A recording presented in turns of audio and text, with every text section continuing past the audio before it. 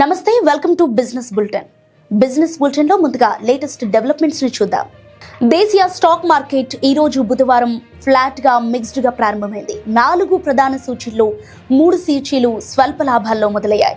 దీంతో గత 2 రోజుల నష్టాల నుంచి ఇవాళ కాస్త ఉపశమనం లభించింది. ఇన్వెస్టర్లలో సెంటిమెంట్ కొంచెం పెరిగింది. దీనికి సంబంధించిన మరిన్ని వివరాలను ఈ వీడియోలో ఇప్పుడు చూద్దాం. సెన్సెక్స్ 58 పాయింట్లకు పైగా కోల్పోయి 84,607.50 వద్ద ఓపెన్ అయింది. నిఫ్టీ నామమాత్రంగా 24 పాయింట్లు పెరిగి 25,864 పాయింట్లతో ట్రేడింగ్ కు శ్రీకారం చుట్టింది. ఇక నిఫ్టీ బ్యాంక్ 59 పాయింట్లకు పైగా ప్లస్ అయి 59,281.60 వద్ద లాంచ్ అయింది. నిఫ్టీ మిడ్ క్యాప్ 94 పాయింట్లకు పైగా గెయిన్ అయి 59,770.30తో బిగిన్ అయింది. హిందుస్థాన్ జింక్, జీపీటీ ఇన్ఫ్రా ప్రాజెక్టులు, AU small finance bank, Vodafone idea, highway infra షేర్లు లాభాల్లో దూసుకుపోతున్నాయి. ఇంటర్ గ్లోబ్ ఏవియేషన్ స్టాక్స్ నేల చూపులు చూస్తున్నాయి. రూపాయి విలువ 15 పైసలు పడిపోయింది. నిన్న మంగళవారం 89.88 వద్ద క్లోజ్ అవగా ప్రస్తుతం 90.03గా నమోదైంది. తెలంగాణ రాష్ట్ర ప్రభుత్వం నిన్న మొన్న అత్యంత ప్రతిష్టాత్మకంగా నిర్వహించిన తెలంగాణ రైజింగ్ గ్లోబల్ సమ్మిట్ అద్భుతంగా విజయవంతమైంది. 2047 నాటికి తెలంగాణను $3 ట్రిలియన్ స్థాయికి చేర్చడానికి ప్రభుత్వం చేస్తున్న ప్రయత్నాలను కళ్లకు కట్టింది. 2 రోజుల్లో కలిపి మొత్తం 5.75 లక్షల కోట్ల పెట్టుబడులకు ఒప్పందాలు కుదిరాయి. వీటి ద్వారా తెలంగాణ ఏ విధంగా సర్వతోముఖాభివృద్ధి చెందుతోందో ఈ వీడియోలో ఇప్పుడు చూద్దాం. గ్లోబల్ సమ్మిట్ సందర్భంగా తెలంగాణ రాష్ట్రంలోని దాదాపు అన్ని రంగాల్లో ఇన్వెస్ట్మెంట్లకు ఎంఓయూలపై సంతకాలు జరిగాయి. సదస్సు మొదటి రోజు 3,97,500 కోట్లకు ఒప్పందాలు కుదిరగా రెండో రోజు 1,77,500 కోట్లకు ఒడంబడికలు చేసుకున్నారు. ఇక రానున్న 2 దశాబ్దాల్లో తెలంగాణలోని A to Z సెక్టార్లను అంటే అగ్రికల్చర్ నుంచి జిలాజికల్ పార్కుల వరకు అన్నింటినీ నెక్స్ట్ లెవెల్ కి తీసుకెళ్తారు. మన దేశంలోని ఇతర రాష్ట్రాలతో కాకుండా ప్రపంచంలోని చైనా ప్లస్ దేశాల స్థాయిలో తెలంగాణను తీర్చిదిద్దుతారు. జెడ్ కోసం ఇప్పటి నుంచే అన్ని వర్గాల ప్రజలను ఇందులో భాగస్వాములను చేశారు.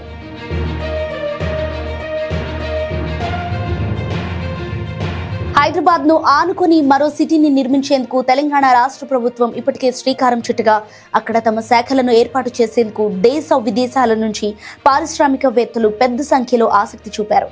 సాంప్రదాయిక రంగాల నుంచి ఆధునిక రంగాల వరకు అన్ని రకాల కంపెనీలు ఇక్కడ కొలువుదీరనుండటంతో భారత్ ఫ్యూచర్ సిటీ 4th సిటీగా అవతరించనుంది.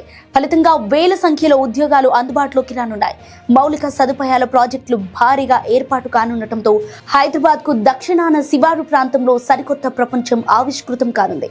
హైదరాబాద్ విశ్వనగరం అంటే ఒక్క సిటీ కాదని నలువైపులా విస్తరించిన 4 సిటీల సముదాయమని తెలంగాణ రైజింగ్ గ్లోబల్ సమ్మిట్ ఘనంగా చాటింది.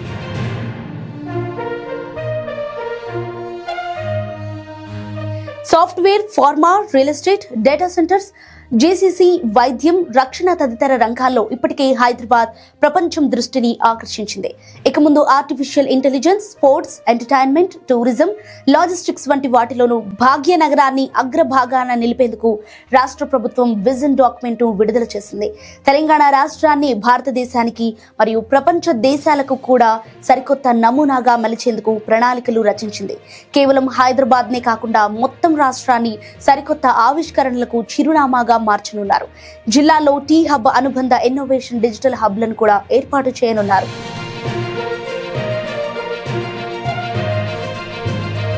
హైదరాబాద్ నగరంతో పాటు మొత్తం తెలంగాణ రాష్ట్రాన్ని 360 డిగ్రీల్లో డెవలప్ చేసేందుకు ప్రభుత్వం గ్లోబల్ సమ్మిట్ వేదికగా అడుగులు వేగవంతం వేసింది. మన దేశానికి స్వాతంత్ర్యం వచ్చి 2047 నాటికి 100 ఏళ్లు పూర్తవుతోంది.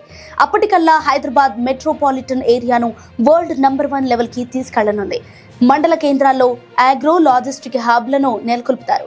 టైర్ 2, టైర్ 3 పట్టణాల్లో రీజనల్ అర్బన్ క్లస్టర్లను ప్రారంభిస్తారు. దీంతో పాటు 30,000 ఎకరాల్లో కార్బన్ ఫ్రీ సిటీని నిర్మించనున్నారు.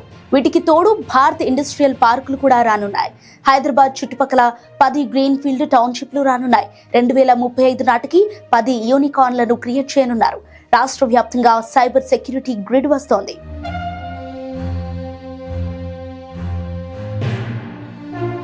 ఇక 2 రోజుల తెలంగాణ రైజింగ్ గ్లోబల్ సమ్మిట్ ద్వారా రాష్ట్ర ప్రభుత్వం అనుకున్న లక్ష్యాన్ని సాధించింది.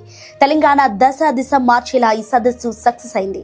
ముఖ్యంగా 3 రంగాలపై ఫోకస్ పెట్టి $3 ట్రిలియన్ ఆర్థిక వ్యవస్థగా అవతరించనుంది. ఈ 3 సెక్టార్లలో వ్యవసాయ ఆహార రంగం ఒకటి కాగా పారిశ్రామిక రంగం రెండోది, మానవ పెట్టుబడి మూడోది అని ప్రభుత్వం పేర్కొంది. మూసీ రివర్ ఫ్రంట్ డెవలప్మెంట్ తో హైదరాబాద్ ముఖ చిత్రం మార్చేస్తారు. ఇక వరల్డ్ టాప్ 10 సిటీల లిస్ట్ లో చేర్చుతారు. జర్మనీ లాంటి విద్యా విధానంతో యువతలో నైపుణ్యాలను పెంచుతారు.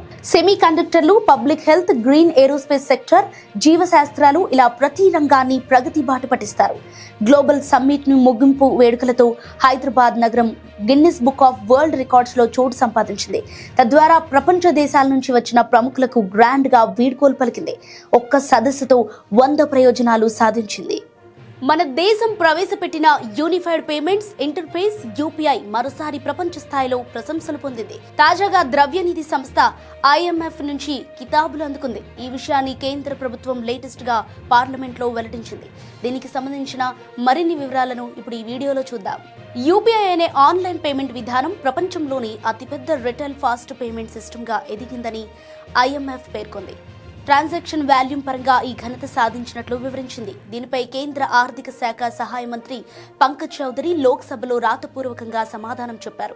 ఈ ఏడాది జూన్లో విడుదలైన IMF రిపోర్ట్ యూపీఐని మెచ్చుకున్నట్లు మంత్రి పేర్కొన్నారు.